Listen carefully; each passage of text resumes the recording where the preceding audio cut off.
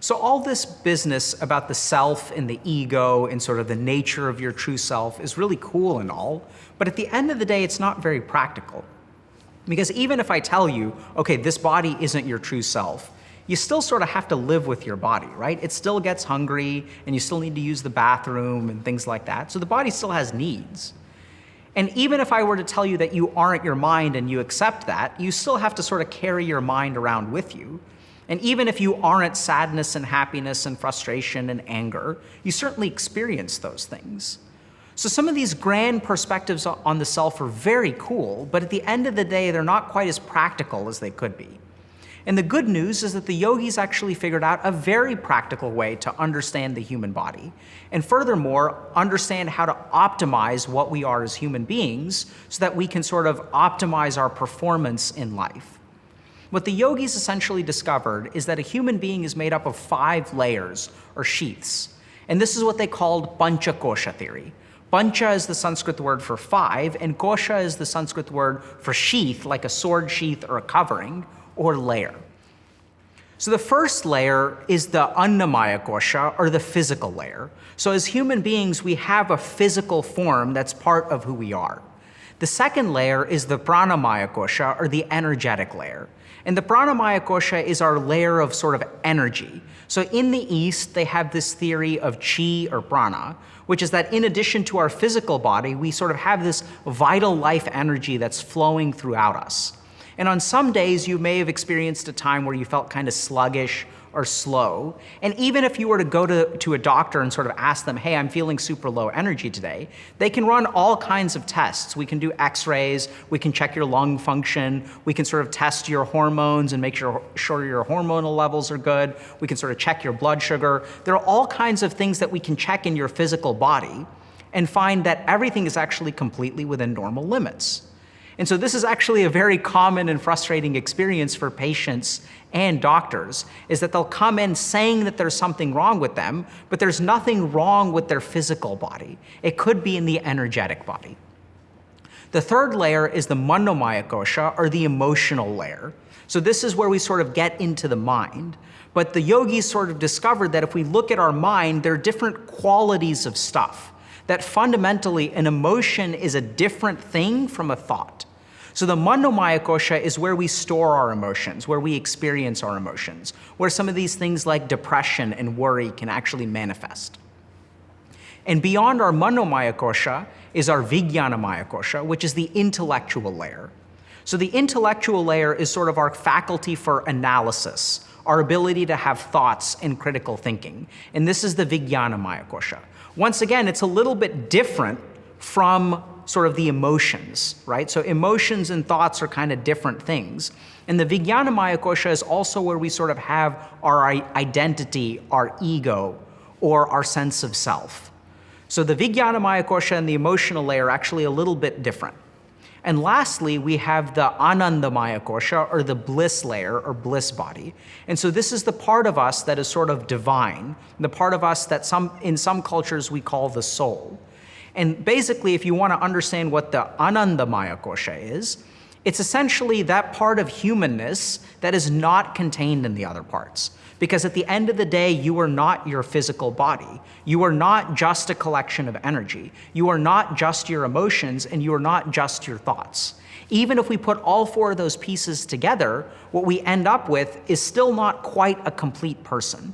That there's a part of a human being that kind of stays constant as our body changes, as our emotions change, as our thoughts change, and even as our identity changes, there's a thread of you-ness that runs through all of these other layers.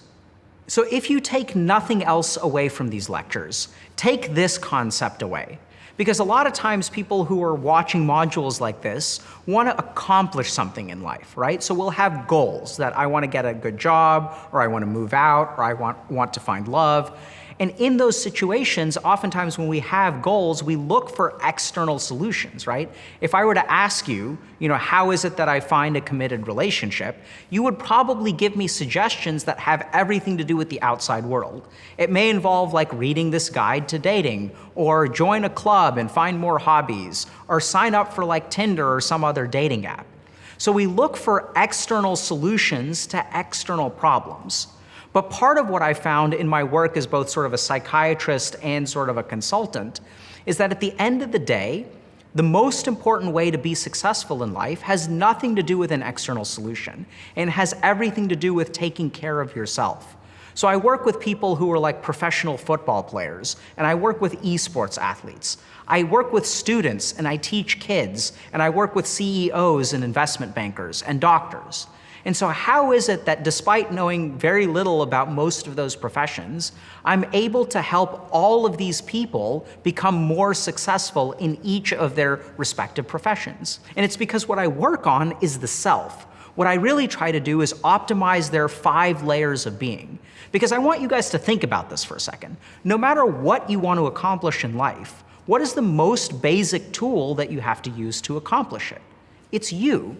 Right? If you're a programmer, you may need a very nice computer and a particular setup. If you're a surgeon, you may need, particular instruments to perform surgery. And so we all use particular tools to accomplish things in life. But at the end of the day, the most important tool, the tool that you're always going to use, is you. So whether you're a programmer or a surgeon, you definitely need to have a body and mind that are free from distractions, are energetic, a mind that can focus. A surgeon needs hands that are kind of still and precise. And so it doesn't really matter what your profession is. It doesn't matter whether you're looking for a relationship, because even in that sort of situation, you need to have a body that's sort of healthy and pure and supports you. You need to have a mind that's able to be empathic and listen and focus and attend to another human being. So no matter what you want to accomplish in life, you have to do so using your 5 layers, your panchakoshas. So now the question becomes, how do I optimize my 5 layers? This is a really fantastic question. And the cool thing is that the yogis actually discovered particular practices or techniques to support each layer. So let's start by sort of reminding ourselves of what the layers are. So there's the physical layer, or the annamaya kosha. There's the energetic layer, or the pranamaya kosha. There's the emotional layer, or the manomaya kosha. There's the vijnanamaya kosha, or the intellectual layer. And then there's the anandamaya kosha, or our soul or spiritual body. So let's think a little bit about how can we optimize each of these layers. So let's start with the physical layer. So this is where if you do nothing else, I'd say do Surya Namaskar.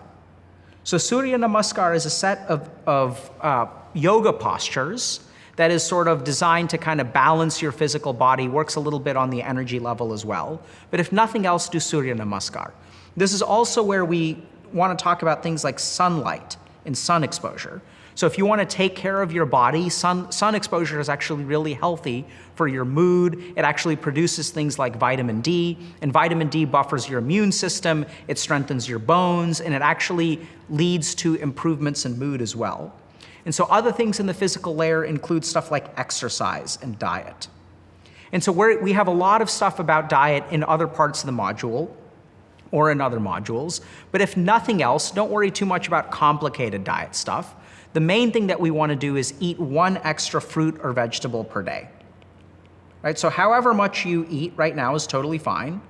And if you've got a perfectly healthy diet, then I guess you don't need to. The second thing that we're going to talk about is buffering the energetic layer, or supporting the energetic layer. This is where there are certain practices like pranayam or qigong. So these are breathing practices that are designed to stimulate this sort of energetic level of self. You can also do practices like yoga or tai chi. And the cool thing is that tons of studies have been done on yoga versus exercise. And what we find in a clinical manner, so if you're trying to treat someone with yoga or exercise, that yoga actually outperforms exercise when it comes to clinical illnesses. And it's kind of weird, right? Because if we look at yoga, it's just essentially like stretching. But if you take 2 groups of people and teach one of them yoga and one of them stretching, the yoga group will actually do way better in terms of health improvement than the stretching or exercise group. And why is that? Scientifically, we don't really know, because we actually don't really have evidence or scientific evidence that the energetic layer exists.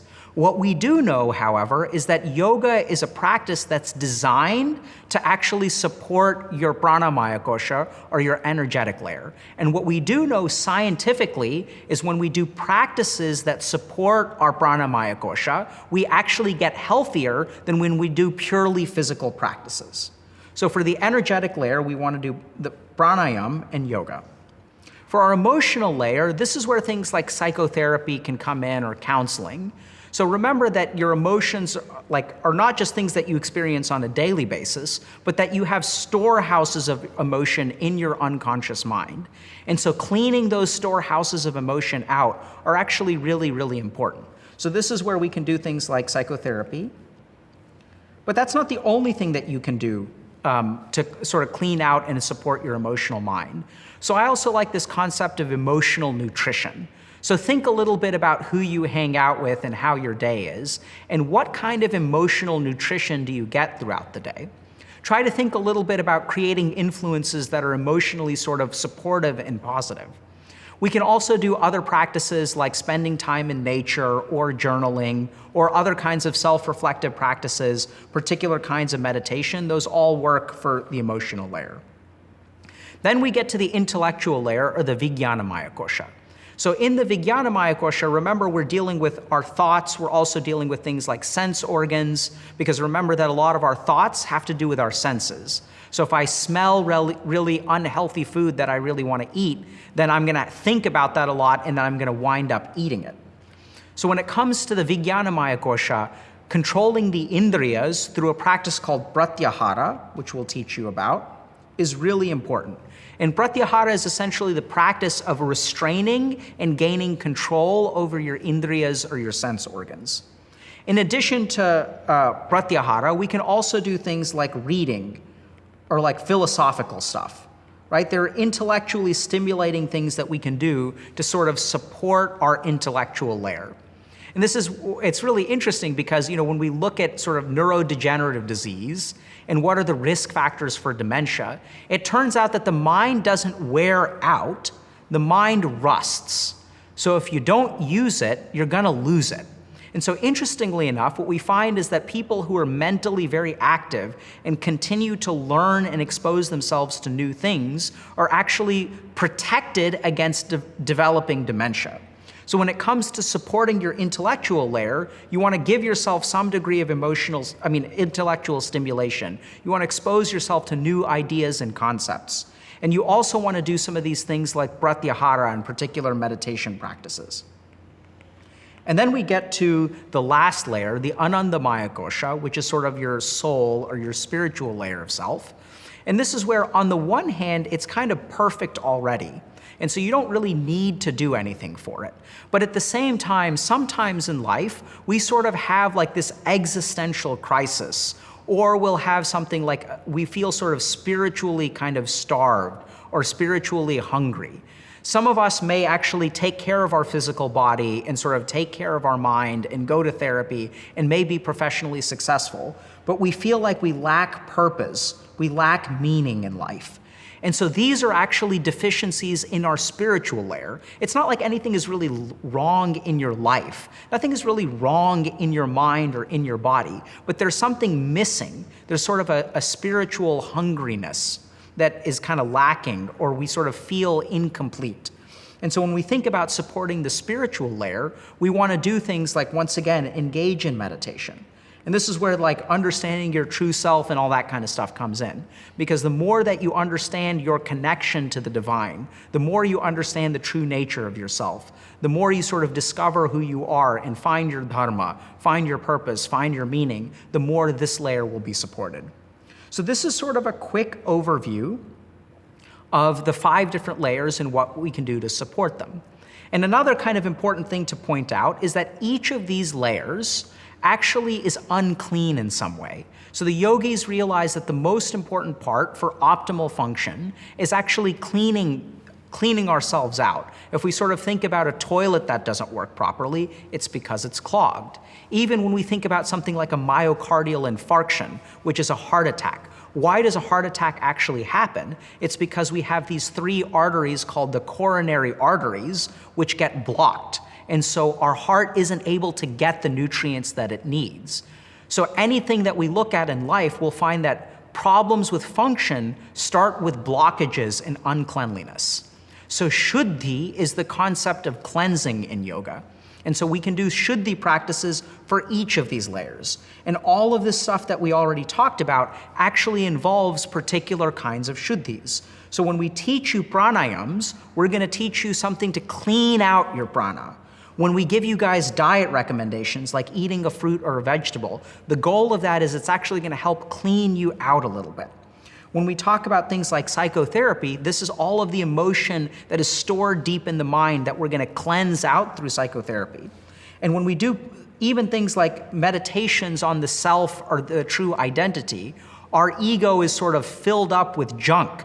And so as we begin to realize what our true self is, we sort of get rid of all of that pride and all of that envy, that ahamkar, all of those comparisons. And so we kind of clean out our mind. So at the end of the day, understand that from a practical level, no matter what your goal is in life, you have to be pure to accomplish it. That ultimately your performance towards a particular goal depends on your function as a human being. And thankfully, the yogis have given us a very, very practical guide to understanding what you're made of. You have a physical body, an energetic body, an emotional body, an intellectual body, and a spiritual body.